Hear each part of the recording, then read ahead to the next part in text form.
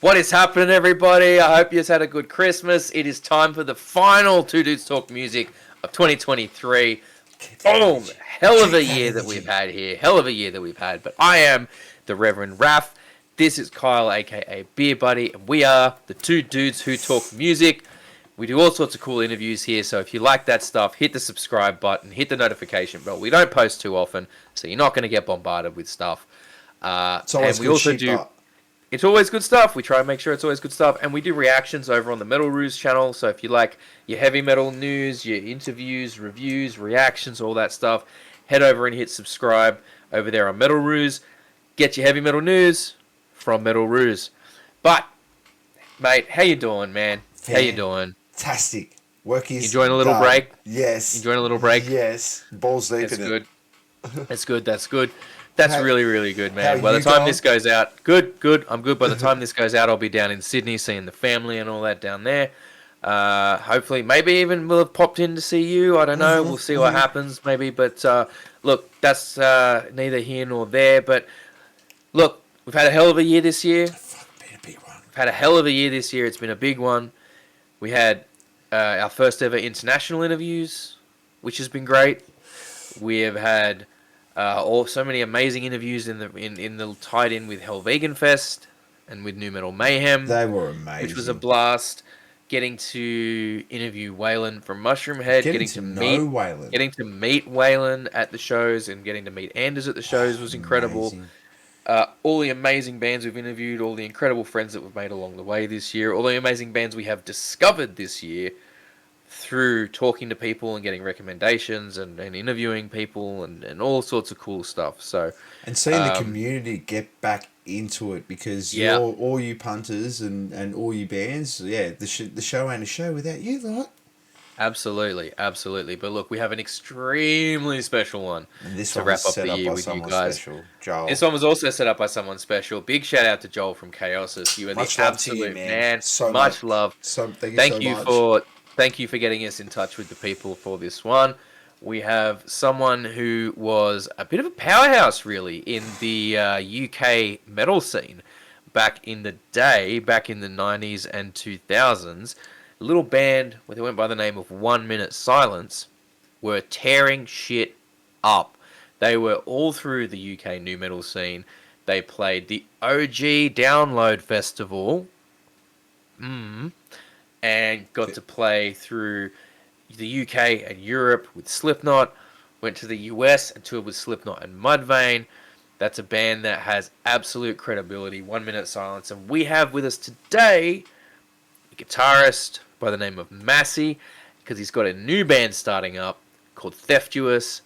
And we have an amazing chat all about that one lined up for you. We're going to get into it right now. Let's go. Welcome to the final episode for the year. We've got an amazing guest for you guys this week. We have MASSY from formerly of 1 Minute Silence. If you know much about the UK metal scene from like the late 90s into the early 2000s, that's a band name that you will surely recognize.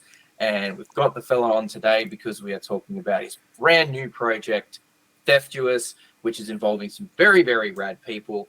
But before we dive into all of that, MASSY, thank you very, very much for joining us today. How are you doing? You mentioned before we kind of started recording, you're a bit unwell, but how are you feeling? You excited for the podcast? I'm good. Yeah, I really appreciate being on here. Thanks, guys. Thank you. We appreciate you for joining us. I've got to do the honorary. Crack the beer. Of my coffee. And your coffee. How do you take your coffee? Cream, collagen for extra protein, so I don't get ultimate jitters, and like a cinnamon sweetener. Wow. Nice. Wow. And it brews. Fresh beans, and it brews for 10 minutes. Oh, nice. So you like it nice and fresh. You have to be one of the first breed I've seen that doesn't go straight for the teas. Well, yes, as we said, thank you very much for joining us today. We were quite excited when the opportunity came up to interview someone that's been around the tracks a little bit, such as yourself. We always like having the people on that have, been in the trenches and been there and done a bunch of cool stuff, because you've always got cool stuff to talk about. So for our guests for our listeners rather, that may not be familiar with 1 Minute Silence and your, list of achievements, can you give us a little bit of background on, your musical history and your time with 1 Minute Silence prior to that, and some of the cool stuff that you've done to bring you up to this point in your career? Yeah. So I joined 1 Minute Silence when I was 19. Oh, wow. And I was a fan of the band originally. They had an album out already. Mm-hmm. And OMS, they were they just got signed to Virgin V2 and became a real exciting band in the UK scene. Yeah, so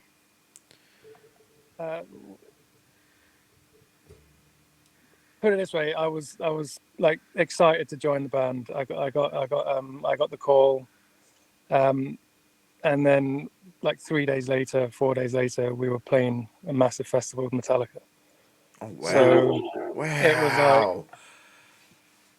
like, I played like 10 shows before in my life with my previous band. And then there was like more security guards in front of me than any crowd I ever played to. And yeah, I was absolutely terrified. Oh, Well, I was you'd gonna hate to be that guitarist that left that you replaced, eh? And then a couple of days later, you get the Metallica support. I mean, Oh man, that's yeah, gotta. crazy. I mean, that must have been intimidating, right? Yeah. Well, I'm a bit of a perfectionist, so I didn't play I kind of hit a few bum notes, as you can imagine, and I was really hard on myself afterwards, and the guys thought I was going to leave the band because I was like, Oh wow. They're like, what's wrong? Like, I didn't play as well as I wanted to. But yeah, no, and then we ended up doing 3 festivals, and then straight into the Vans Warped Tour, all over Europe. So I ended up like for the first 6 months was just all festivals, which was amazing, So Wow. and I had to.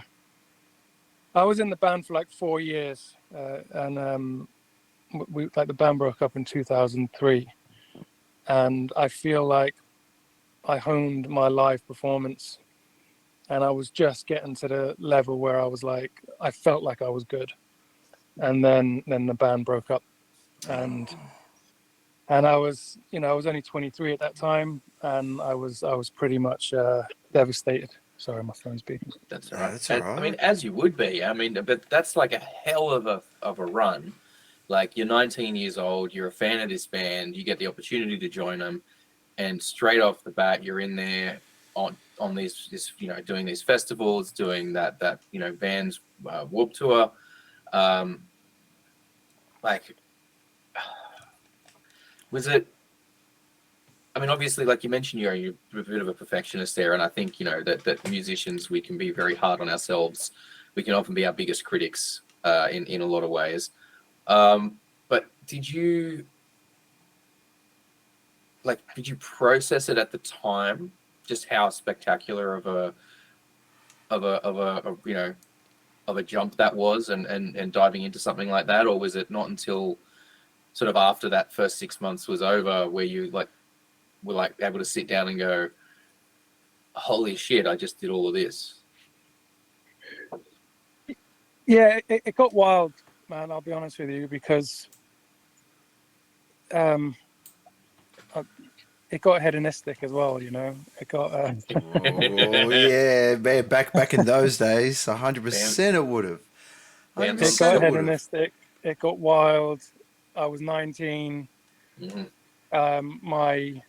My childhood wasn't as kind of stable. So getting plugged into that kind of world, and we ended up becoming friends with the guys from Slipknot.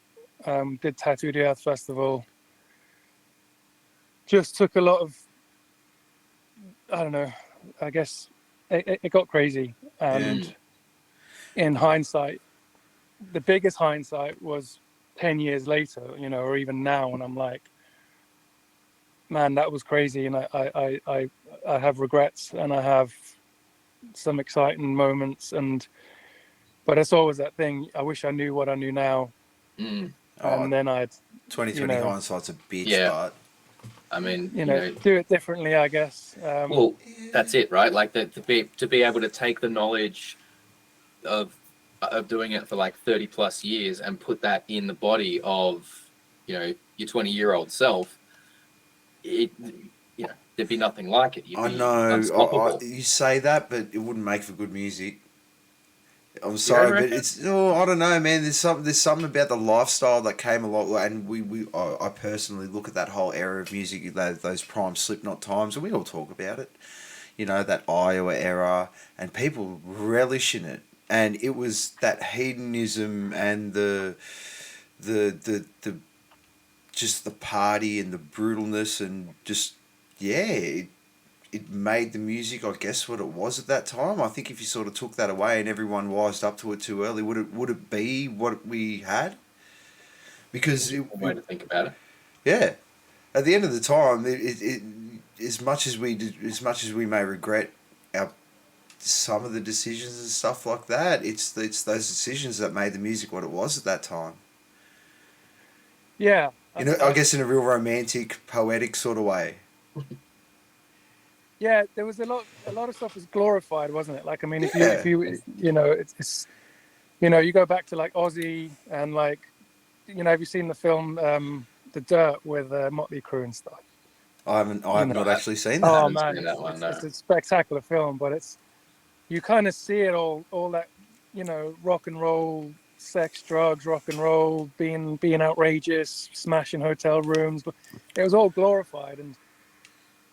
And I got into like Guns N' Roses when I was like 12, and all their stories about whiskey, and it's all, so you think this is what you're supposed to do when you're famous, or when you become a rock star, you get to do this, and then you get to do certain things and you get away with it because you're in that lifestyle, and there's no one checking you, there's no one like saying, you try and do that in a normal like work environment. It's like people just ain't having it. It's like, mate, who do you think you are? Like, calm down. Well, not even now with like camera phones and stuff like that. You guys sort of kicked off in that era right before the technology got really good, and now with camera phones and internet and stuff like that, people can't get away with what they got away with.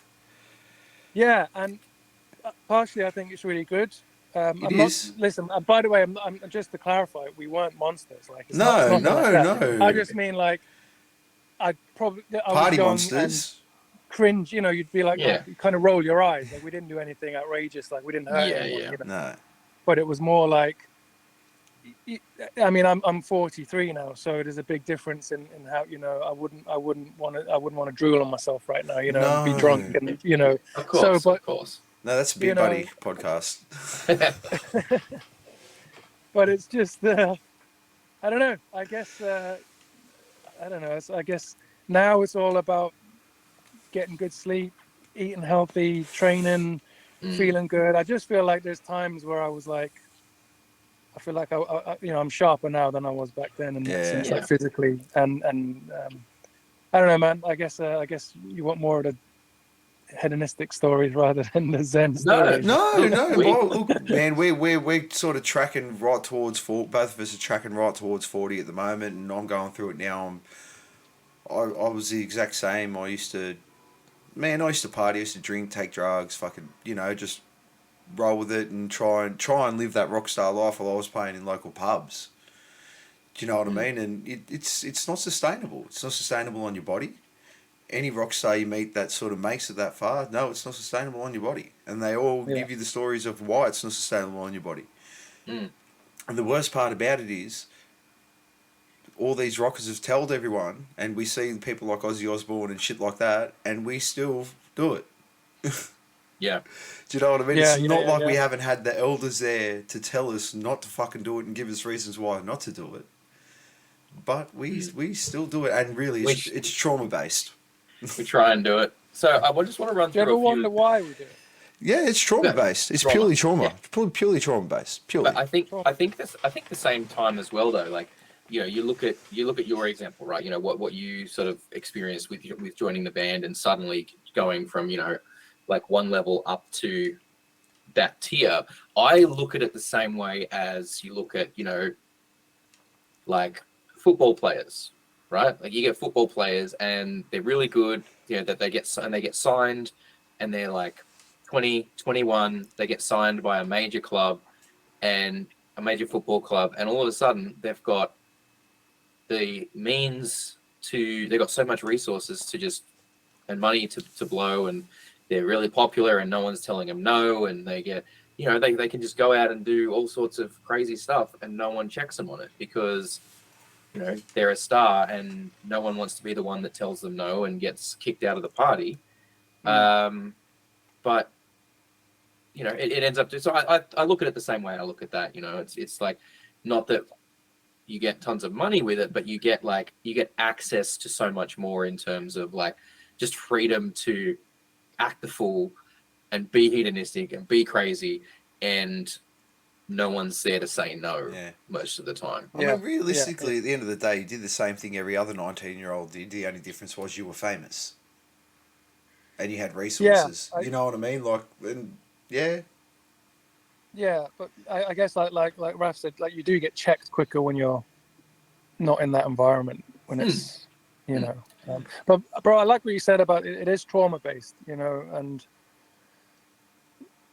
but so is the music. Whatever you're trying to escape, it's like, why are we trying to escape that? You know, it's I don't know, man. I don't want to get all like philosophical. That's fine. Philosophical if you want to get philosophical. Man, as long as if someone takes something away from it, please, by all means. You know, this is why we do what we do. You're the one that's been through it. You're the one that's lived it. You know what I mean? We're here to learn from you as much as anything.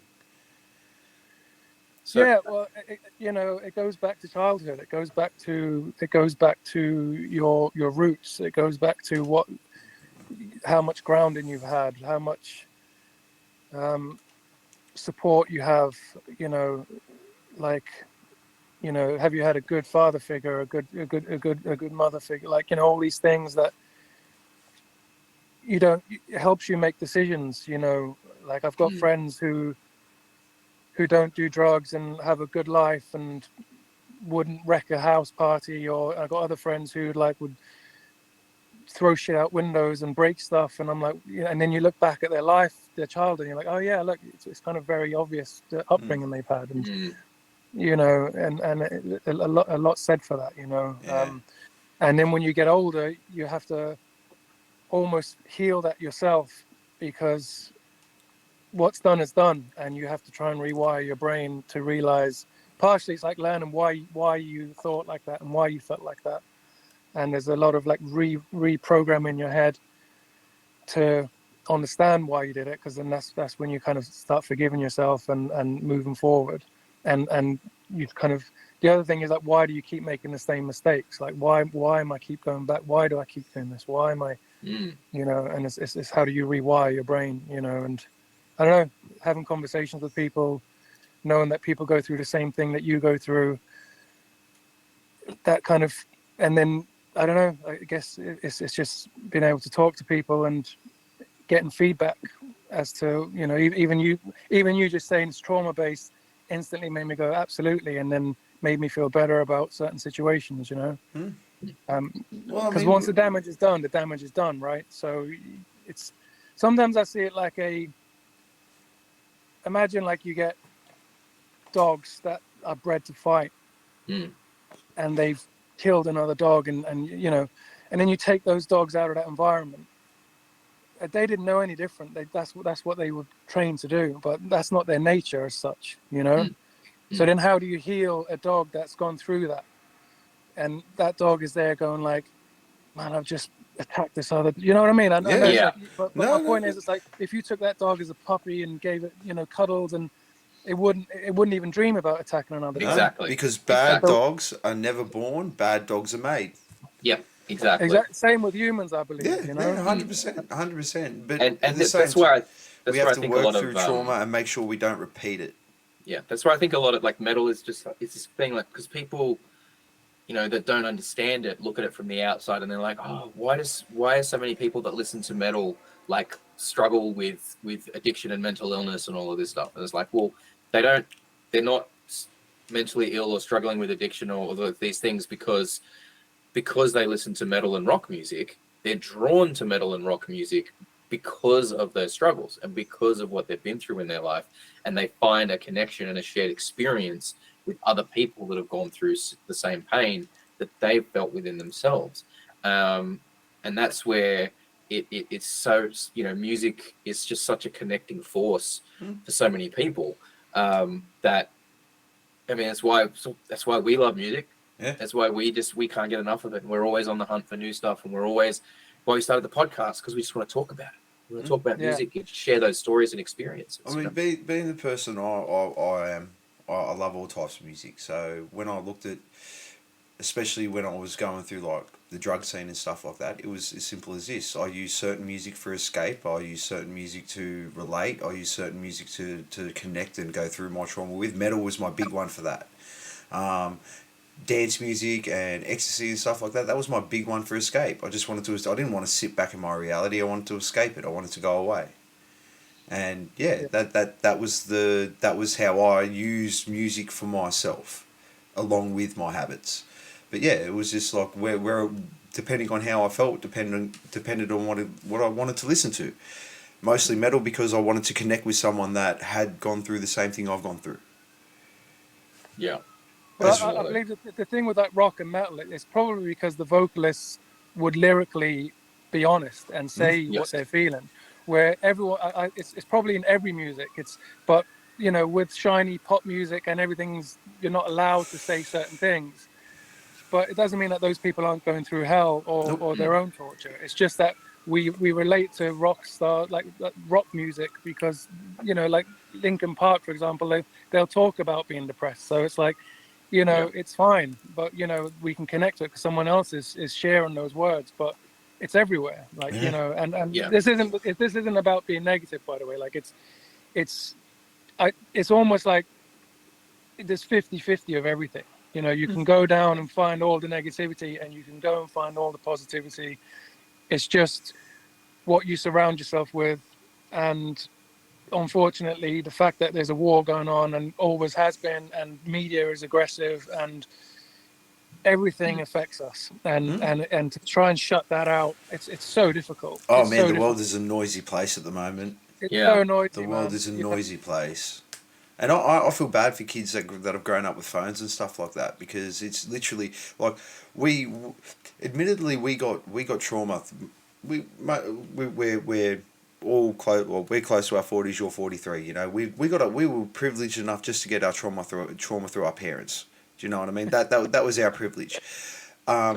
Now kids got to double down and they get their trauma from their parents, and then it's pretty much as they scroll through their phone all day, it's just bad news after bad news after bad news, and you're just doom scrolling. It's literally called they have a name for it.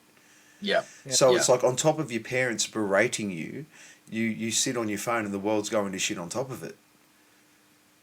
I know. When I closed my eyes the other night, and because I did a lot of screen time, and honestly, there was just flashing images, and I was like, man, I've got to get off this. I have to get off. Yeah. It was just like, and I was like, what the fuck, man? Yeah. Like it's aggressive, and I don't know. We're just addicted. It's another addiction. It's you know. Do you know what? Like Elon Musk said. He said we're already part like cyber, you know, because we can't put our phones down. It's just not connected to us. It's not like the chip isn't in our skin right now, but. You know, you ever get off a train or a bus and you have that feeling where you might have forgotten your phone, and you get that, you know, that's so crazy. That's like, you know, that's like losing something valuable, you know, and you're like, your heart skips a beat. When your heart skips a beat, it's like losing. It's like if it makes you feel like you've lost a child, that's not a good thing.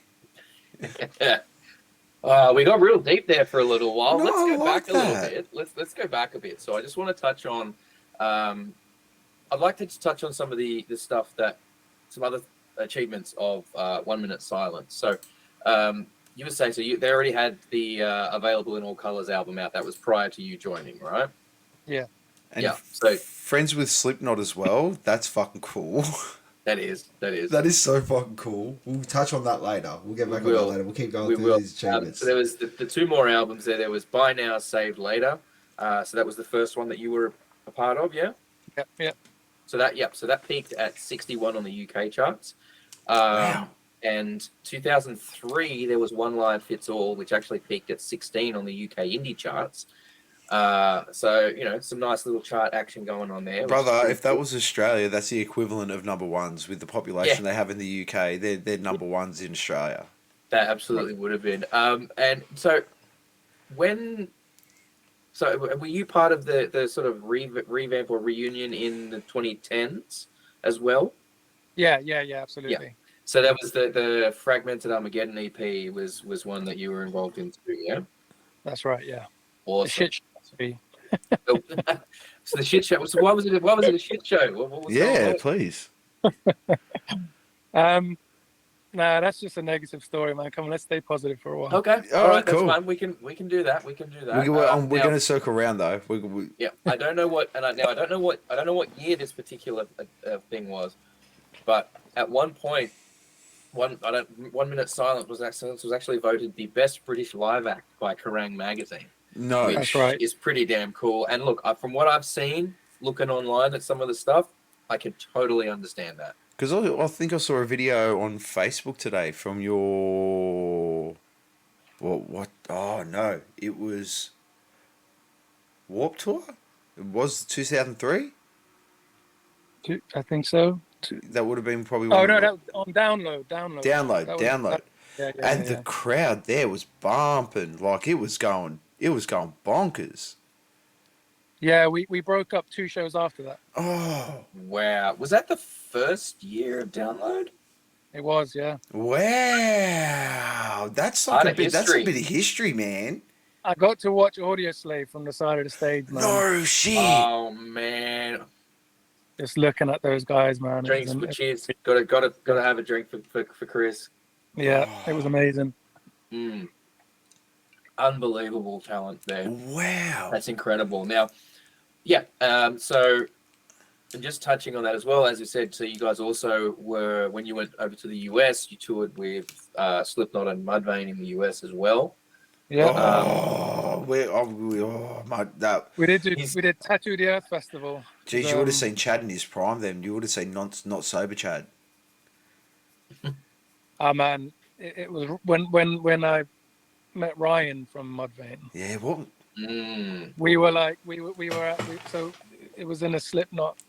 It was a Slipknot gig, so it was like an arena, and I was chatting to. We were on. It was like the stadium was empty. The arena was empty, so we were just like sitting on the seats and looking down at the stage, and just chatting. And I was chatting to Ryan, and Yap was saying to Ryan that I've got a similar style to him, and I was like, oh yeah, cool, you know. But I didn't ever see or hear Ryan play before. And I was just chatting to Ryan, and Ryan was being his like very cool self, and been like, yeah, cool, man, you know, I play a little bit and stuff. Dude, when I saw him sound check, it ruined my gig. I was like, I'm not like him. Like that's like he is. He's math metal, but he's insane. He's insane. His ability is just superhuman. It was him and the Seven Dust drummer Morgan. I thought, man, if I had a super group, if you put those two together, you don't even need a guitarist or. Chad is just tickling every single bit of me right now. Like oh, dude. So was Seven Dust on that show as well? Was that? No. Just before then, I played with Seven Dust, but I was like, Ryan Morgan. I was like, wow, that guy is insane. Yeah. And then when I saw Ryan, I was like Ryan is the best musician I've ever seen like on tour. Like, wow. Yeah, I fully believe that. My taste. I 100% believe that. I'm not going to argue. Yeah. The stuff that guy's been able to bring out, the like, I don't know, man. Like, I'm a bass player, and every time I've tried to tackle a Mudvayne song, it's just, I'm like, oh yeah, that sounds doable, and then I get in there and I'm like, no, not a fucking chance. No point. Not a chance. He's just like he is levels above. Like, if I worked and practiced hours a day every single day for the rest of my life, he is like orders of magnitude above what I could achieve on my best day ever. I don't, Like he is just.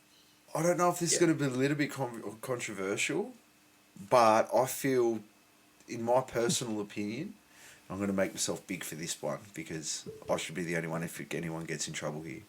I think Ryan really brought bass to the table, like fully to the front of the table. As far as I'm concerned, for like to really just blow the shit up. In terms of metal basses? Yes. Yes, he's probably one of the most influential in that period. Yeah, I mean, you had Fieldy with a very unique sound that was definitely bringing a lot of attention to that, and I think while not a lot of people maybe knew Sam Rivers' name from Limp Bizkit, they obviously like the bass work in Limp Bizkit was something to behold. I really think it was speed and technique. There was a lot of people in that period that I feel like it was just the development of new genres, new styles, right? New branches of metal and new metal that was allowing people to explore these unique sounds that kind of brought that stuff out. Or it's probably just because I'm a Dirty Mudvayne fanboy. Quite possible. Some people think it's too much with Ryan. It's like they're just No, but that's the thing. Like when you're working with one guitarist, you need to be too much. They like, and that was the thing. Like in a new metal era, where pretty much two guitarists were pretty much standard, or it was at least a guitarist or a DJ, or there was like a fifth member. Yeah. They were the real standout new metal 4-piece for me. Yeah, I agree. Yeah. With 1 Minute Silence, I did like a lot of second guitar parts, and there was a few samples and stuff, but we didn't do it live, and we always felt like there was a hole in the sound sometimes, That can be the case. I mean, I get where you're coming from. Like some band, like look, I've never seen a good System of a Down live show for that very reason. I think System of a Down have a lot of production and layering and stuff happening in their studio sound that they just don't bring to the table live. And I'm going to cop hate for saying that, but I just every time I've seen them live, I don't like seeing them live. The sound and the energy just doesn't seem to be there the same way it is on recording. And I mean, you even see Deftones. Deftones had a DJ. But then you got like Rage, and then it just ends the argument of like a but Rage when they were recording, when Rage was recording, what they recorded is very like that's what they brought to the stage. They didn't have tons of layering that doesn't get translated to the stage. So and Rage are in this really weird sort of. I reckon Rage are really in this sort of weird era where they're sort of right in that post grunge, tiptoeing into new metal. I mean, they take credit for they apologise for Limp Bizkit. I don't know what they're apologising for. I think I should be thanking them. I remember that they said something bad about Limp Bizkit, right? And then, what's the other band? Obviously, the band before Rage. I've just watched a documentary, and man, my brain's fried. What's the biggest band ever? That band, Intergalactic. Oh, Beastie Boys. Beastie Boys. Oh, yeah. Yeah. And then Beastie Boys were like, hey, but why? But we made Rage, So and then something happened there. But honestly, man, if people have time to argue and diss music, people have too much time on their hands because. Yeah. Why? Like enjoy what you enjoy, and just let. Like honestly, man, rest, like why? It's such a small-minded be. thing to be doing. Like and I'm not disrespecting anyone, but who's not disrespecting someone's made music. The journey, even doesn't even matter how bad it is, man. The fact that they're trying and doing it, you just don't. There's no need to say anything bad about anyone's art, man. Just say nothing. You know what you say? Fair. It's not for me. Exactly. Yeah. That's all you have to say. It's not for me. That's all you have to say. But look, I mean, someone will like it. It's not for me. Looking at the stuff that you guys did with 1 Minute Silence, I can absolutely see why you guys were out there touring with the bands you were touring, playing the shows you were playing. Like, it is the kind of stuff that, had I discovered it when it was current, because obviously back then, like you kind of only knew what was around or what your friends were showing you, right? What was on the charts or what your friends were showing you that they might have known about it. And if you were downloading anything off LimeWire, it was Slipknot, EXE, or something that just gave your computer some computer viruses. But like I'm listening to this stuff now in the run up to doing this, and I'm like, I'm just stoked that I've found another amazing new metal band I can go and listen to. You know what I mean? Like, it's right up my alley. Like, I would have been playing this stuff to the point where my parents would have told me to turn it off because they were sick of hearing it. Yeah. If I'd found out about it at the time, right? If I'd known about it at the time, that's absolutely what I would have been on. It was right in the pocket for my tastes then and now. Like, I'm a new metal kid through and through. You know, Exactly. It's like a fine wine. It just doesn't. It just it ages gets better so with age. well. Thanks, And, man. and you know, and the fact that can I ask? So you mentioned here you were like 19, 20 when you kind of joined the band. Were you? I mean, I'm guessing you were a little bit younger than the rest of the guys in the band at that point, right? Yeah, there was like a almost 15-year age gap between me and the drummer, 13 years between me and the singer, and 7 years between me and the bassist. Okay, so you were the it was youngest by like joining a my older wide brothers, margin. and they kind of took me in under their wing, and That's probably the worst thing to happen. Rock stars taking you under their wing. you know what? Absolutely, to a degree.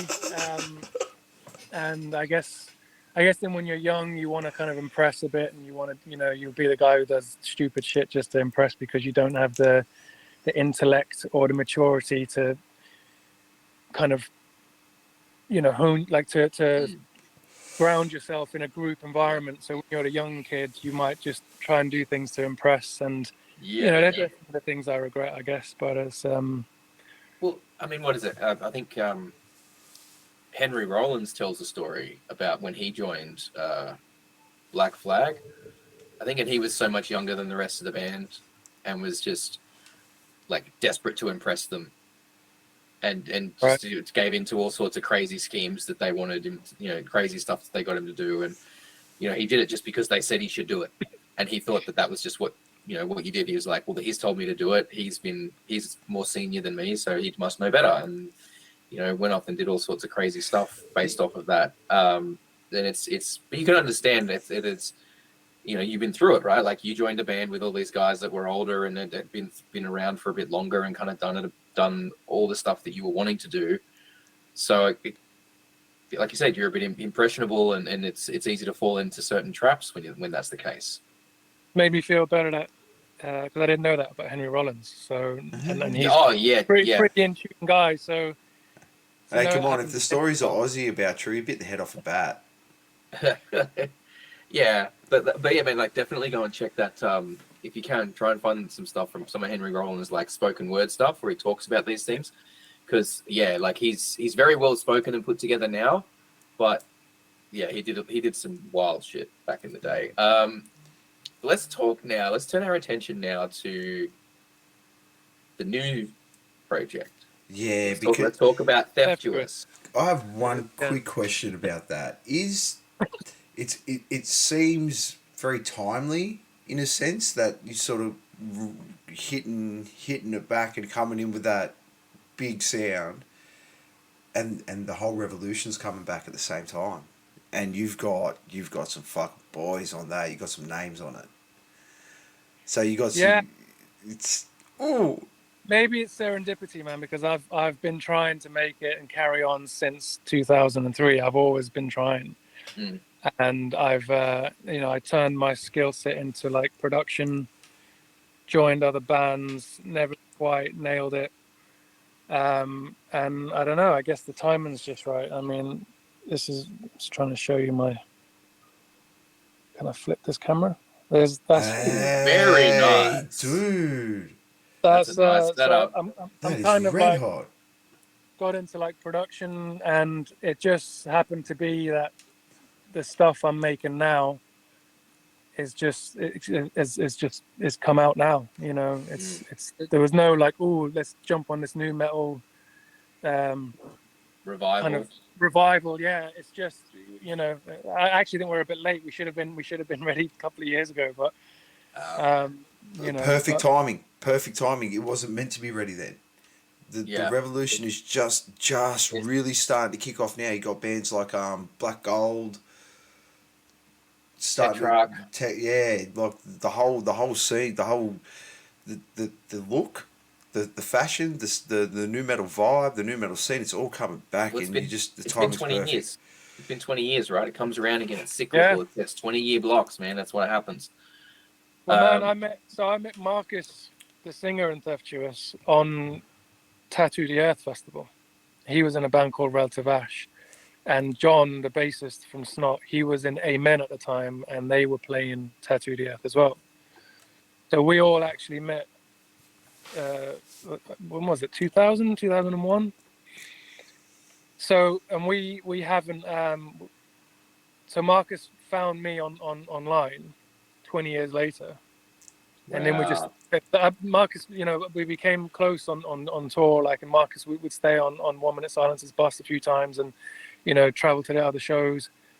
And yeah, he just got in touch, and we you know, caught up. You know, nothing to do with music. We just caught up personally, and then I was like, man, are you still doing music? He's like, yeah, I've been trying, and you know, got some bands, and I just went, dude, I've got a few riffs I'm just sitting on here, man. Can I send them to you? And within 3 hours, we had 3 songs, man. He just sent. Wow. That's how you know it's good. And we literally, like, we called each other, and we were shaking. It was like my body, I was covered in goosebumps, because they weren't finished songs, but we knew, like, I could already hear what it was going to turn into. And I was like, man, I haven't felt this since OMS. Like, and he's like, dude, me too, man. Like, and then that was it. We had it, you know, and then we just kept sending each other ideas. Then I was friends with Pat, from the drummer. He's playing for Osric Tentacles right now. And but he's a top session drummer. So I just sent him the riffs, and I was like, bro, look, can I just hire you to just do a couple of drum tracks for me? And then he did a couple of songs, and he was like, man, I'm really digging this. And I was like, dude, do you want to join the band? And he's like, I'm in, man. Oh, that's awesome. Then we were on the hunt for a bassist, and that turned into a bit of a Spinal Tap moment. Like, their equivalent of all the drummers dying, we had like all the bassists going crazy. I was going to say, did they all spontaneously combust? Best bassists. We even approached the Chili Peppers. We thought, why not? Fuck it, let's just go there. Like, Yeah. you know, Bobby Burns from Primer 55. We even approached Rex. Wow. But it was just, you know, and then finally crossed paths with John, and he was the man. He was like, he just brought that weight and the punk and the rawness, and and it listen was just like, to that, those Snot tracks, man. Yeah, You man. listen to that stuff, and it's just, the bass is such a driving force throughout all that Snot stuff. And you know what? Like, here's the thing about Snot, right? Like, I was late to the party with Snot. Like, I didn't kind of find out about him until like probably early 2010s or whatever, because I obviously, with everything that happened there, you know, that kind of stunted the band from really growing and continuing, right, with the loss of their singer.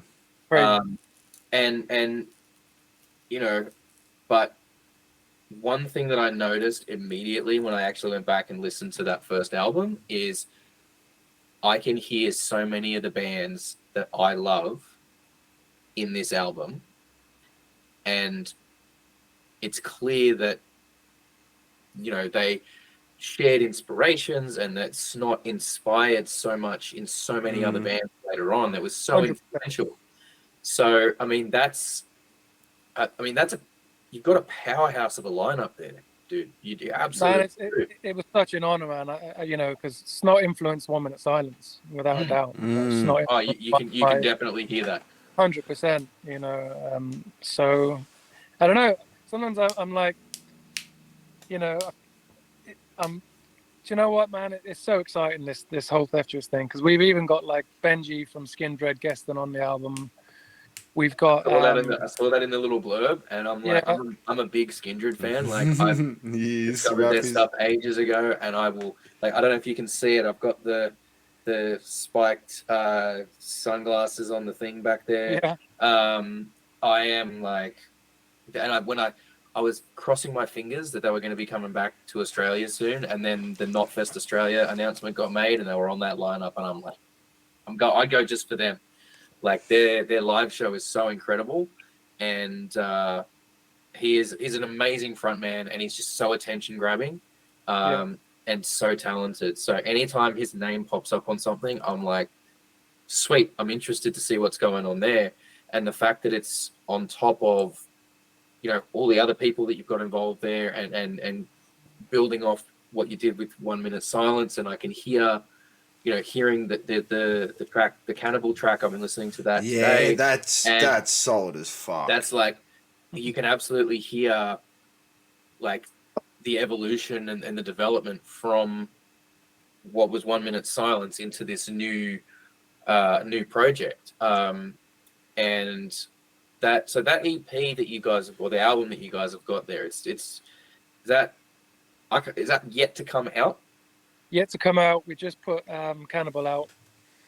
Okay. 6 songs. So we've also got CJ from the Wild Hearts. So I grew when I was 12, and with my schoolmates, we used to listen to the Wild Hearts. So even to have CJ on one of the tracks, we've got Yap Gueston on another track. We've got Yap and Benji on the same track, which is crazy because it's like 1 Minute Silence and Skin Dread on the same song. That's never happened before. Man, that's are you going to go gonna down be the wild. route of really pushing the advertisement of the old sort of bands merging and using that marketing push?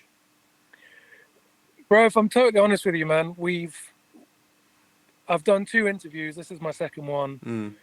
Where we're trying to get we've had a few labels and managers kind of offer us things, but the deals weren't right, and it's almost like, man, do we really need to hand over everything and 50% of our merch and all this? Not anymore.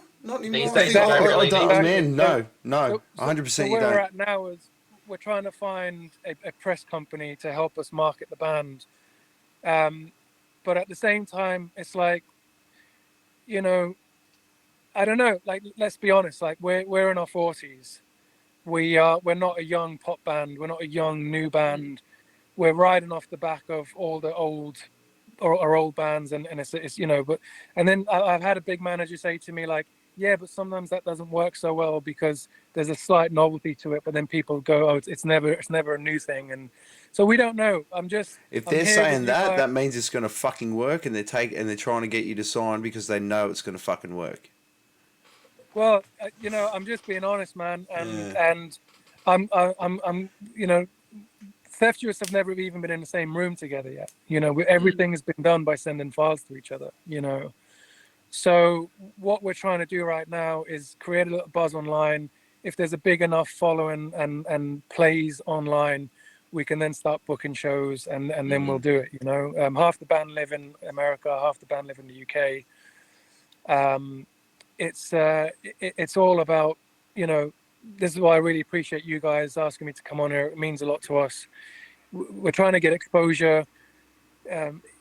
Will it all happen? Like we're not going to go live unless we get enough of a following, because we need some kind of money to come in or something to get us out of the station.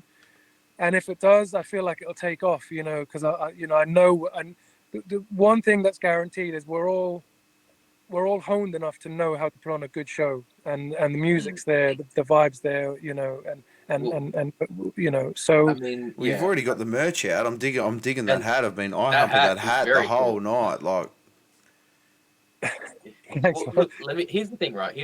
Look, I know that, you know, like, we've never met before today, and you know, I'm just a guy from Australia, you know, whatever. Like, I don't know how much weight my opinion carries, right? But let me tell you, from listening to that Cannibal track, as a musician, as a producer, like as someone who's made music and recorded my own stuff and recorded other bands, as a fan of it on every level, I dig that song. I dig the sound. I dig what you guys are doing. So I think what you guys are I have doing is no good doubt. too. Only dripping out the songs so far. Yeah, like, and I have no doubt that, I mean, if I feel that way, I'm sure there's going to be so many other people that see the value in what's being brought there and the talent that's in there, and just get on that vibe. Because, I mean, like I said, it's just my opinion, but I think it's incredibly strong material on every level. Your opinion is the most important opinion in the Yeah, we're the punters, aren't we? Yeah. You don't need to give me more of a big head. I'm just like, it's already too much of it. So one thing I wanted to ask about, right? So I wanted to ask you about a lot of the 1 minute silence material is, now look, I know that the official line is that 1 minute silence was not a political band, but a lot of the lyrics were, had, political themes and were, like very punk inspired, like lots of, anarchist and anti-capitalist, content within that. Is that, and obviously, like, Yap's not the vocalist or lyricist for THEFTUOUS, so that may change things there. But is that, a theme that you think is going to be continuing with THEFTUOUS at all in terms of the lyrical themes, or is it just like something you're wanting to be totally separate from that, and you're not wanting to repeat the same stuff there? Like, how's that something that how's you've approached that side of the band? I mean, Yap is so unique in his own right, so no one can really come in and fill those boots that Yap's whole philosophy, and he's Mind you, he seems like he'd be very interesting to talk to. By the way, I think he'd be amazing to talk to on the podcast. Absolutely, at some point. Yeah, absolutely, man. I'm sure I can hook that up for you guys. But no, with Marcus he's kind of speaks from the heart, and he's been through a lot in life, and he's quite raw. In all honesty, though, bro, with politics, I don't know, man. It's I think a lot of people who preach politics have got so many holes in their life that it's like, well, it's all great, but it's not the be all and end all. It's unless you're out there. I don't know, man. The whole thing got confusing. Even with 1 minute silence, it got too much. It almost made us enemies to a certain degree. It was like we were trying to like force something down people's throats, trying to tell people how to live their lives. And it's like, dude, have you looked at your own life? Like, have you look what you're doing? And it's easy to like say a soundbite in a song, and then you've got a whole load of shit going on in your life, and people are like, oh my God, this person is on a pedestal because they've said, whatever their line is. Yeah. So I don't know. I just think politics, I don't know, man. I don't know, man. It's weird. It's because that's very fair. It's a very fine line to walk, and it is. I think some people, there's avenues for politics that might be more valuable, and sometimes in music it's absolutely amazing, but I've started to see that it's not as powerful. Like the people who preach it and all the stuff that goes on around it, it's, I don't know, it's all behind the screens. Everything is collapsing to a certain degree. So it's. At what point is it just pure virtue signaling, and are you actually practicing what you preach, or are you just saying it because it's edgy and saying it for the sake of saying it? Yeah, and I'm not pointing fingers and saying anyone else is doing that. I'm just saying from my side, like, I don't know, man. I'm just more concerned about like how I walk into a room and how I affect a room, and how politics is what you bring into a room. I call myself a roomist now.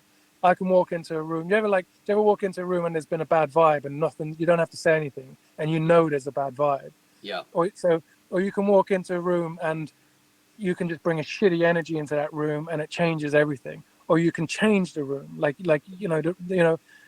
that to me is politics, because trying to talk about what's happening so far away and things that you can't touch or feel or grab or influence is almost like it's so draining, because it's like it's a never-ending battle. If everyone took care of the room that they were in, like, and properly took care of that room, so the people about to drop a bomb. It's like, if you're in the room with someone about to drop a bomb, you're like, dude, what the fuck are you doing? Are you mad? Do not do this. The people everyone in the room needs to take care of the room.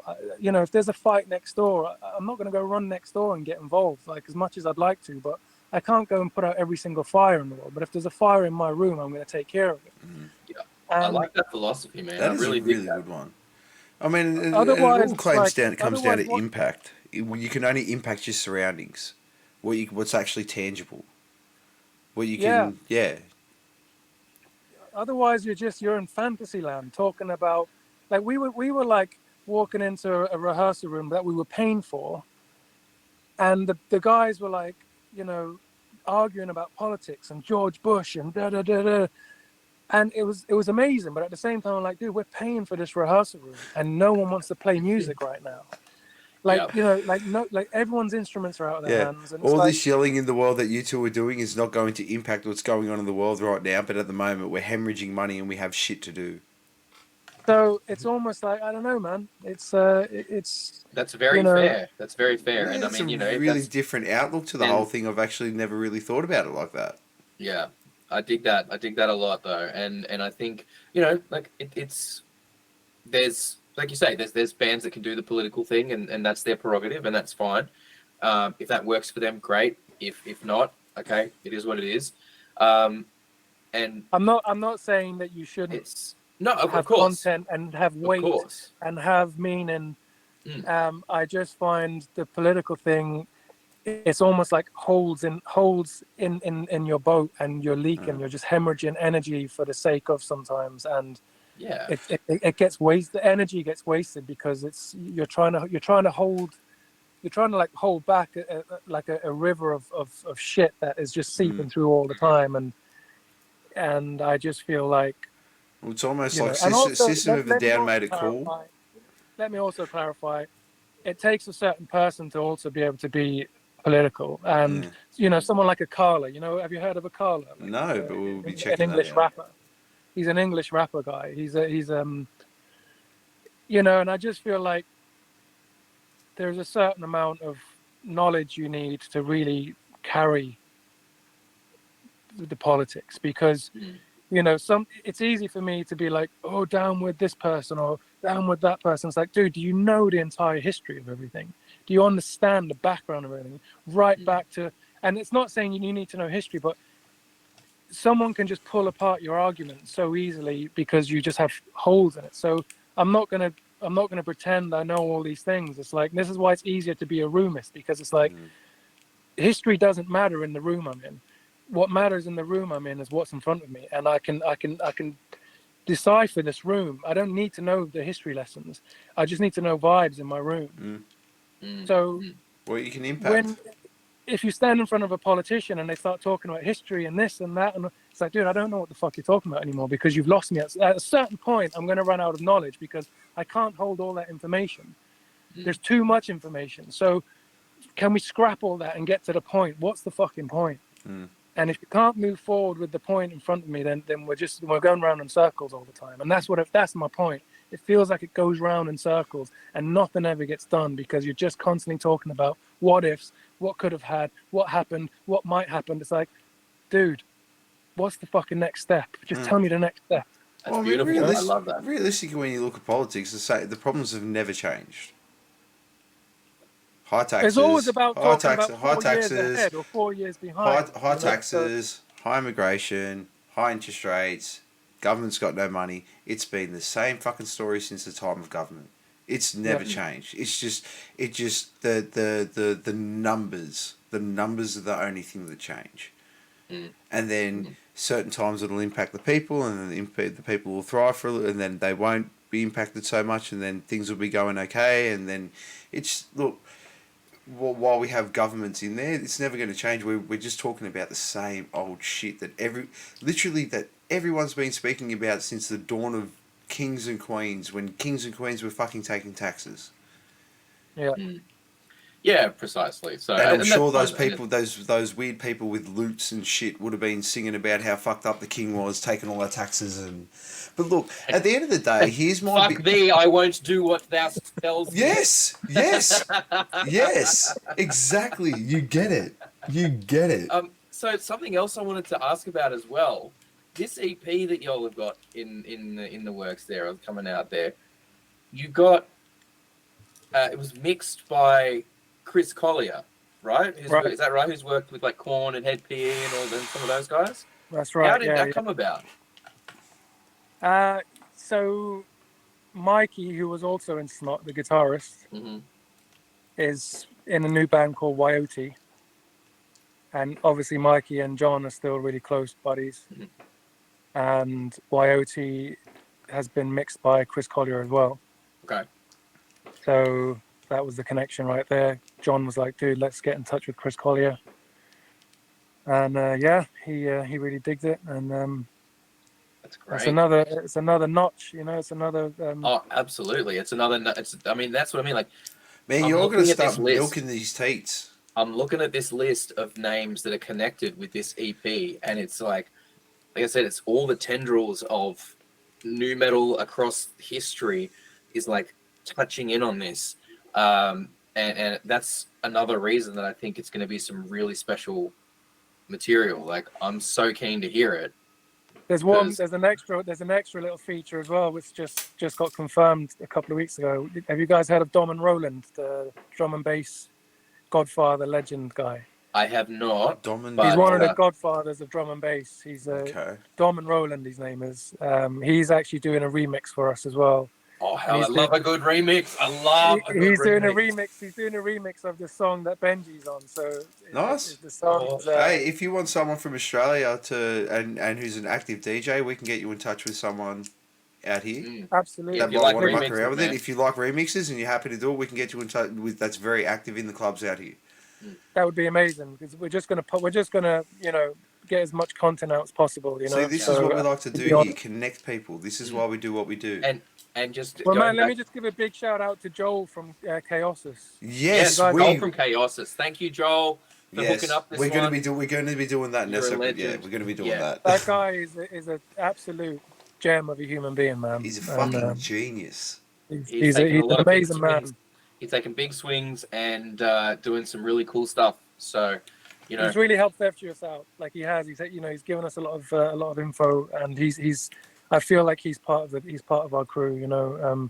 So if THEFTUOUS gets any kind of momentum, like I will 100%. I owe Joel a lot. So big shout out to that. Man, that's cool. it's I so love to hear nice to that. hear. Yeah, it's so nice to see the internet doing so like we see the internet doing so much fucking shit. It's so nice to see it doing so much good shit, and this is what it's meant to do. It's meant to connect people and connect ideas and connect artists from across the world where they can work together in separate countries. This is what it's meant for.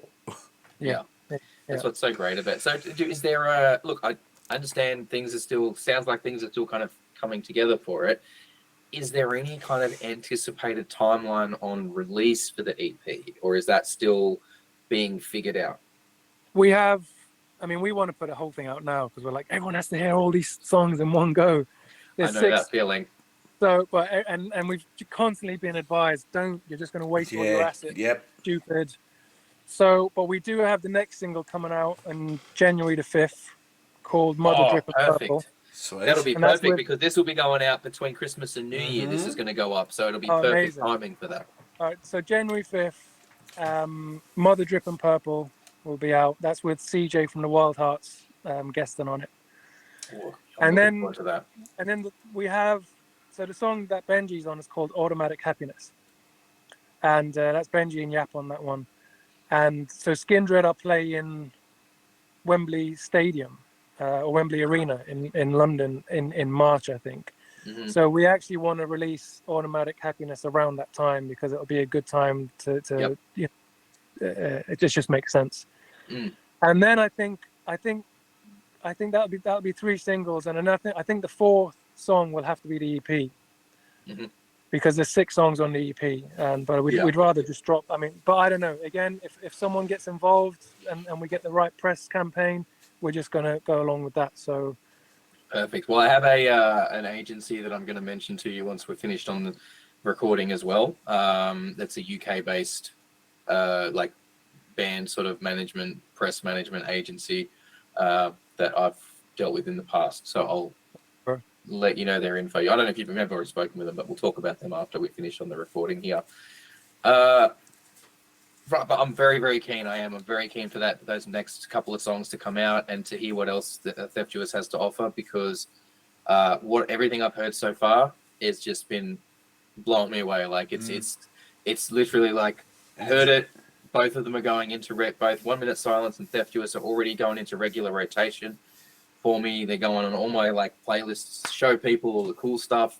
You know, I highly recommend everyone watching this go out and listen as soon as you finish watching this podcast, because you're gonna dig it. If you're even the remotest interest in the nu metal vibe, you're gonna dig both acts. It's gonna be absolutely crazy. And not just that, if you're one of those people that likes to do it and that took the opportunity during the 2 years of hell we all went through to take a deep dive through your mum and dad's CDs and stuff like that and find all that cool shit, and you went on Spotify and you did those deep dives, some of the minds that are behind this project are fucking royalty. Absolutely, absolutely. And you know, where music... Yes, of course. Sorry. I just want to give you, so the concept of the THEFTUOUS EP, it's dedicated to Clown from Slipknot. Whoa. Okay. Whoa. Okay. Come on. Get comfy. So Clown was really good to us. Was really good to 1 Minute Silence. We met him when we played with them when they came to the UK, and we was the main support band. And then we went through Europe, and then Clown came on our bus, and we just hit it off. You know, Clown and Sid would hang out with us a lot. And so, do you remember the Clown used to bring a fan gave Clown the dead blackbird in the jar? Yeah, I have heard that story. Yes. Well, that was when we were on tour with them. And, holy shit! This is what I'm talking about. So it is real. True. It's not like it's not urban myth. It's real. This is the true story, man. This is why THEFTUOUS right now feels like the timing of it all is crazy, because I was 19, I was maybe 20 when we did that tour. Went around Europe with them, then the tour got cancelled, so Clown was like, look man, I'm going to get you guys out to the States with us, I promise. Then he got us out to Tattoo the Earth Festival, and then it was them their own tour with Mudvayne. Anyway, there was a lot of weed and a lot of kind of, like, I don't know, just out there. Clown is out there, Yap was out there, Glenn is out, like Sid is fucking was out there, man. Like, you know, I mean, there was this whole thing going on that was like people giving dead animals and fucking, I mean, think about it, right? You know, I was 20, influenced, like easily influenced, but I remember like Clown, so we were playing this show, and as we were walking out to the like behind the stage, big arena, Clown came up to us and he was like, I want you to do something before you go and play this gig, man. He's like, I want you to smell death before you go out and play this show. And we all surrounded him, and he had this dead bird in the jar, man. It was in there for a few days, man. And he opened the lid, and I took a smell of this the dead bird, and it was like getting kicked in the face. I was like, fuck, man. You know, and I remember like just, you know, because I went into the storyline, and I was like, fuck, man. And I remember like it just felt like time slowed down, and then we walked around, got up onto the stage. Guitar tech handed me my guitar, man. There was like 10,000 people out there, and I kicked into Rise and Shine. It was like, dun, dun, dun, dun, dun, dun, dun, and just 10,000 people just started bouncing, man. And all I kept thinking about was like, fuck, I'm gonna die one day as well, man. You know, and I'm telling this story 23 years later, right? So the next day, we were going to bury this bird. We were going to bury this blackbird, and we all got together in this room. In the room of the venue we were in. It was early in the morning. A load of us were supposed to go, and this is a silly story, but at the same time, it's what happened, and this is what I chose to look at. So there was supposed to be a load of us go and bury this bird as a laugh, you know, as a kind of like, yeah, we'll just go out and do it. And it was the 5th of the 5th. It was when 5 planets aligned, you can Google this. 5 planets aligned perfectly. It was and then only 5 of us ended up going to bury this bird because everyone got pulled away with other kind of commitments. And then we got to this playground, kind of park playground area, and we buried this bird. And then 5 crows came down and literally like landed on this burial site. It was just, and I looked at Clown and he looked at me, and there was 5 planets, and then there was only 5 of us. And then I looked over and there was like 2 sets of swings with 3 swings on each. And on the swings were like side by side. And on the last set of swings, there was just 2 chains and a broken swing, which represented the dead bird, and 5 perfect seats, and then this dead bird. And I looked at Clown, and because the 5 crows came down and we saw the swings, and I showed him the swings, and he went to me, "Pay attention, man." And I was just in this world of like, Shit. so I'm just going to tell you the truth here, man, because, Clown kept talking about Robitussin, and he was like, "We're going to do Robitussin one night." And we didn't know what Robitussin was. We thought it was like ayahuasca or something. And anyway, that same night when we played that show, the Robitussin arrived, and Clown was like, "The Robitussin's here." So the show finished. Clown came to our dressing room, and he had this like bag full of Robitussin, and I was expecting this like plant-based fucking substance or something to be in it. And he opens up this bag, and there's like 10 bottles of like cough syrup. And we're like, "Fuck, dude, that's like cough syrup." Yeah, And he's like, leaning. "Yeah, man, it's Robitussin. It's gonna fuck you up." Fuck. Oh, So, Doing dude, lean before the fucking rappers did it. There you go. You heard it here first. dude, we did this Robitussin that night, man. And we got on the bus, and Clown was supposed to come on the bus with us that night too. But Sid came on the bus with us instead. So there was the 4 of us in 1 Minute Silence and Sid in the back lounge, all of us tripping on this Robitussin. Clown on his bus tripping on Robitussin. And then we got so high and so mangled, and it was like the 5 planets, the bird, the Slipknot show, which was all like demons and death and 666, and in 1 Minute Silence, which was like Bibles and holy man and preaching.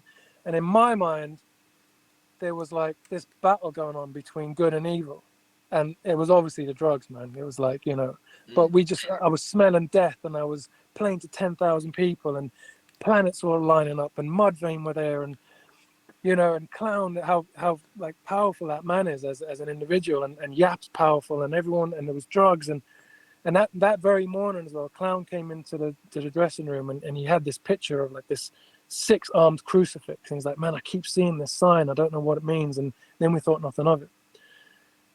And at the end of the day, like during the night, where when we were all on the height of that trip, we went into this valley, man, and thousands and thousands and thousands of acres of these crosses were there, man. And it was like at the height of this thing. And we thought like the world ended, like it was the end of the world, and the battle between good and evil happened.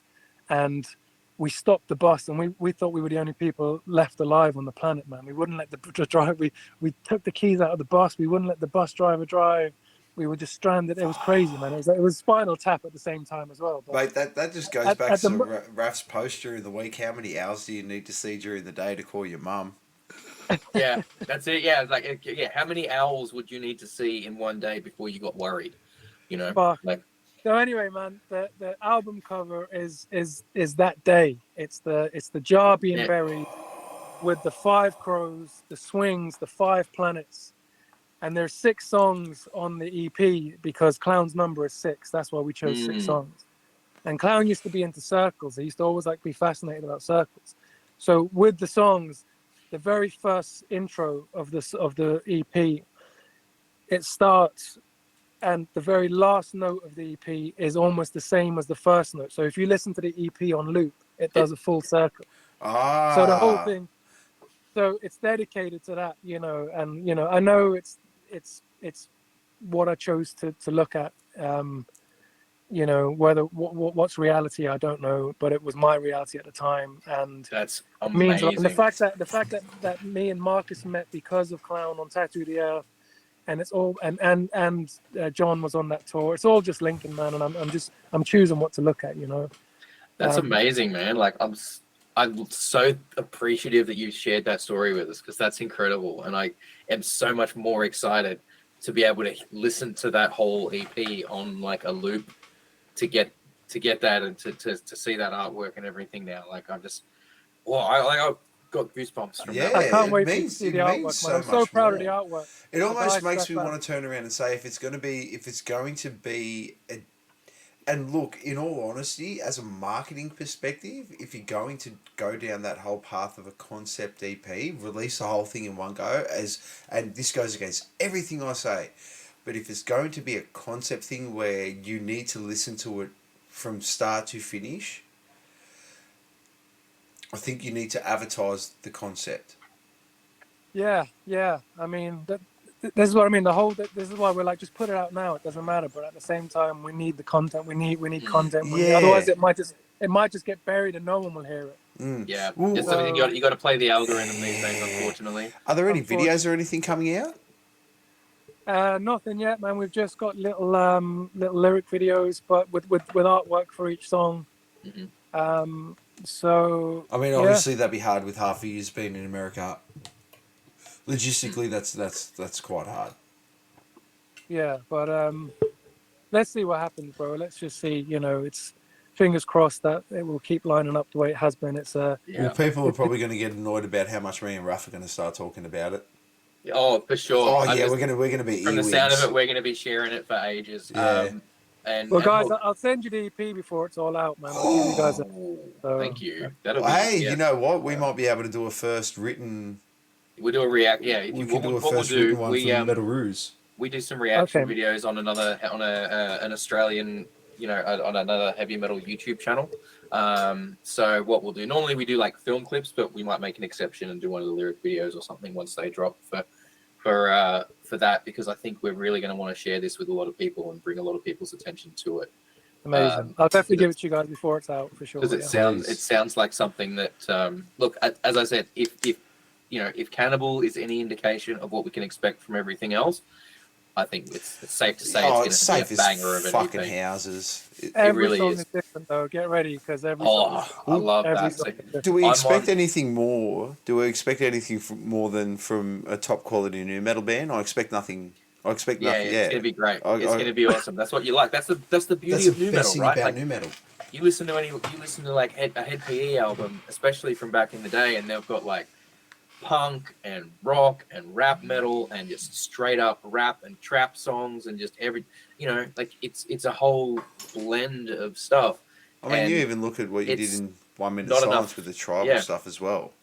Not enough bands I think are brave enough to be that varied. And I always love it when I find a band that is, because I'm one of these people that like I'm constantly hunting new and interesting stuff and different stuff. So I love it when a band is able to just deliver a lot of variety on you know, in one package like that. But look, man, thank you so much. We'll take this home now, because obviously, you know, you're not real well, so we'll try and wrap this one up. Thank you very, very much for joining us today, Massy. We very much appreciate that. Like we said, go and check out 1 Minute Silence. That's the older stuff. But also go and check out THEFTUOUS. That's the new one. Cannibal by THEFTUOUS is up on all the platforms now. Go and follow on all the social media. You know, THEFTUOUS is got, you know, Facebook page, all that good stuff. You're going to want to be on board with the ground level for this one. Mm-hmm. You absolutely are. So go and listen to Cannibal by THEFTUOUS right now. Keep an eye out for that new EP, All I Deserve, coming. You know, songs will be coming, as we said, going into the new year. That with another single, though, on the 5th of January. 5th of January, so absolutely. Keep that one out for now. Mother Dripping Purple. Awesome. I love that title too. That's really good. So anyway, thank you everybody for watching. Thank you, Massy, for joining us. That was a great chat, dude. We really appreciate it. To my co-host Kyle, aka Beer Buddy. Love you, Raf. Is there anything that you want to leave the people with before we wrap this up, before we take this home and finish up? No, man, I'd like to give a big, you know, philosophical important message, but Do it. Do it. That's Do it. perfectly nah, man, fine. just change the room you're in, man. That's all. That's the power we I have. love man. that. I love Just that. change the room you're in. Change the room you're in. I think that's that's very deep. I really, really appreciate that. Thank you so And much for thank you joining for the us. support, man. I really appreciate it. It means a lot. That's, you know, you guys are Welcome. what we have, so I It's appreciate been it. amazing to chat to you. We'd love to have you back anytime. Thank you so much. Yeah, anytime you guys want to come back, you hit us up. We'll gladly have you on. For Appreciate sure. it. Thank you, man. Whether it's just you, whether it's any of the other guys in the band as well, we'd love to talk Yeah. more down the road when you've got, you know, when you've got more stuff to promote as well, or you just want to chat. Like, we're down to chat anytime, man. Amazing. All right, guys. Thank you, man. All right. Thank Really you so much. appreciate We'll it. let you get to it. Hope you feel better soon, my man. Thank you. Thank you. Peace Thank out. you. Bye. Told you it was a good one. I fucking told ya. The bird story was real. I can't fucking believe that. The bird shit. in a jar story was real. This whole time. I swear to God, I had thought it was some kind of urban myth. The amount of times I'd heard it repeated and retold, I thought it was an urban myth, but it was fucking real. Man, you heard it What? here first. It's one thing when, you know, like when we were growing up and you got to see the DVDs and stuff like that, and you're like, yeah, but what really happened? And we got a little bit of an insight into what fucking really happened, man. And We did. a lot of those stories are about our fucking heroes. They were. It got really real at the beginning of that chat, which I appreciate. Got very deep very quick. Holy shit. Man. But that's just how comfortable we make our guests feel. Yeah, I take pride in that. I really do. Yeah. I think, you know, looking back on the year that we've had, I do want to take a moment to reflect on the year that we have had as well. We mentioned it a little bit at the start of the podcast, but look, you know, we've been doing this podcast now for 18 months. And, you know, I think when we started out, we just wanted to interview some Aussie bands, just wanted to talk with other people that were passionate about music the way that we are. Hope to continue to be in future. And, you know, you guys that have watched it have come along for this journey with us. You know, you followed us through the Twitch days. You followed us through moving across to YouTube. And, you know, we could not be more appreciative of all you people that tune in on the reg. And those of you who are only tuning in for the first time, maybe. You know, thank you very, very much for watching and sticking through this far. This one was a little bit shorter than we normally do, but Massy, you know, he was a bit sick, so, you know, we have immense appreciation for him for giving us his time today, and, you know, and your time as well. We thank you for giving us your time for today and over the years. But look, the fact that this year we've managed to interview some incredible talent in the heavy metal scene, both locally and abroad. We have interviewed, you know, new powers in the scene. Oh, yeah. And old powers in the scene. That have come back. Powers that have come back to the scene after being away. Like, if you had told us 18 months ago when we started this shit that we would have interviewed Waylon Revis twice. Like, I would have said, met you Anders know, Cole met Waylon, met Anders in Anders, person, hang out with them, interviewed Neil fucking Kay, who, like, dude, that that one sticks out so hard. Yeah, like, yeah, and yeah, just some of the awesome people that we've met along the way. Connections have just been through the roof. They have, and you know. And look, once again, I just want to give a quick shout out to Joel from Chaosis for setting up the interview for today. Like, cannot express enough our admiration for that guy. Like, he's just out there taking big swings. Do they all hit? You know, sometimes things don't always hit. Sometimes they don't always land. Not everyone's going to think that they've, you know, be on board with what he's doing or whatever. But, you know, that's just the nature of doing it. You know, he's out there trying to do big stuff for himself and for the scene. And you know what? I think it's landing pretty damn well most of the time. He's done some really cool shit, and thank you very much, Joel, for, you know, not just this one, but everything throughout the year as well. The hookups around Nu Metal Mayhem. Thank you very, very much. Thank you to every band that's been on the streams this year and taken their time to chat to us, and also sent us stuff to listen to ahead of time, so we can do little previews and shit. Looks and perks. Absolutely. But what other shout out I do have the couple quick ones. Yeah. Local band Smokeout. Those guys have been so good to us, and you know we've done cross streams and worked together and stuff like that, and they're doing awesome work over there. Everyone go check out the local band Smokeout Canada and Australia. Geez, who else? Thanks to Metal Ruse as Metal well. Ruse, So we that's the partnered one. with Metal Ruse this year, with you know. Metal Ruse, and we've been doing so Thank you much to work Michael. with them. And Michael, you're an absolute legend. Thank you so much. You're going to be getting a couple more bits and pieces from me personally. And yeah, And look, maybe we can do some team ups with Jumanji and the rest of the crew next year. Who knows? Yeah, we want. Michael said next time when Good Things comes around, if they got a stall, he's like, yo, you should come down for that. So, Man, I'm in Sydney. I'll do the Sydney one. He can do the Queensland one. Spread the love. Spread the love. Yeah, spread the love, baby. And one thing, you know, like even Firefly, what they're doing at the moment, everyone is just so busy. Ram It Down Fest, just everyone is just so busy in the metal scene again, and this is what we remembered. And it seems like it's coming back, and it's back in a really, really, really good way, in a positive way. Look, I'm super excited for what next year might hold for us. Yeah, man. You know, we are, as I mentioned, may have mentioned previously, we are moving away from doing as many live streams going forward into next year. It's going to be a lot more pre-recorded stuff. No, look, honestly, I was the one that suggested it before I knew that was happening anyway. So it's we're just going to be trying to do a bit more pre-recorded stuff, a bit less of the live stream stuff. You know, just because what we're hearing is, you know, people with the live stream stuff, they feel that maybe if they don't catch it live, there's not as much point in rewatching it. They feel like they've missed out already, and there's not much point watching it. So, you know, that's perfectly fine. We're going to still do some live streams here and there, but primarily it's going to be pre-recorded stuff next year and going forward. We're going to see that. But look, let us know your thoughts on that as well. Pop down in the thing there. We just from the bottom of our hearts, thank you so much to everyone who's been a part of this for the year so far. And, you know, hopefully you continue to ride with us going forward. Yeah, man. Onward and upwards. And look, I also want to say, you know, a very, very special thank you. If we get to the end of the year as well, a very special thank you to my co-host Kyle as well for all the work that you do, all the fucking shit you bust your ass with the cutaways and doing all the production side of stuff. You know, it's I appreciate that. And dude, no, it's all you with hooking up all these fucking mad interviews, dude. At the end of the day, you know, it's a teamwork, and teamwork makes the dream work. And at the moment, whatever we got going at the moment, as long as we keep at it.